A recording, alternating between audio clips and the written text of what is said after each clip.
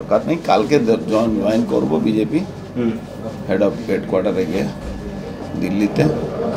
আজকে আমি চলে যাব, কালকে জয়েন করব।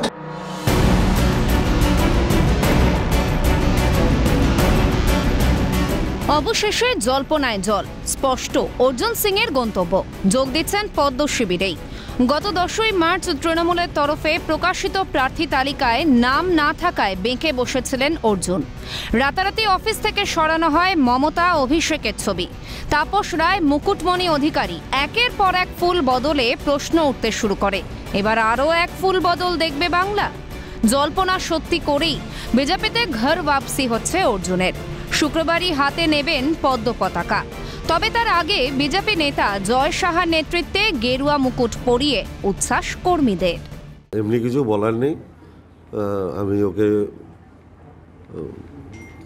আন্তরিক অভিনন্দন জানাচ্ছি যে অবশেষে একটা সিদ্ধান্ত নিয়েছে, কিন্তু এই সিদ্ধান্তটা না নিলেই ভালো হতো। তৃণমূলের প্রার্থী হতে না পেরেই গোসা বেড়েছিল অর্জুনের। বলা ভালো, দলত্যাগের সিদ্ধান্ত নিয়েছেন অর্জুন। তাহলে বিজেপিতে যোগ দিচ্ছেন কেন? প্রার্থী হবেন? তৃণমূলের আরও একজনকে যোগদানের কথা জানিয়ে অর্জুন কিন্তু সাসপেন্স ধরেই রাখছেন। প্রার্থী করার আমাদের বিজেপিতে সারা দিল্লি ঠিক করে, সেন্ট্রাল নেতৃত্ব ঠিক করে, সেটা আমারও হাতে নেই, কারো হাতে নেই, এটা সেন্ট্রাল নেতৃত্ব ঠিক করবে। আরো একজন কেউ বড় মাপের লোক জয়েন করবে। তবে কানাঘুষো বিজেপিতে আনুষ্ঠানিক যোগ দিতে পারেন তৃণমূলের এক সাংসদ। কি হতে চলেছে? কারা যোগ দিচ্ছেন? শুক্রে বঙ্গ রাজনীতির চোখ থাকবে দিল্লিতে। শান্তনু আচার্যের রিপোর্ট, ক্যালকাটা নিউজ।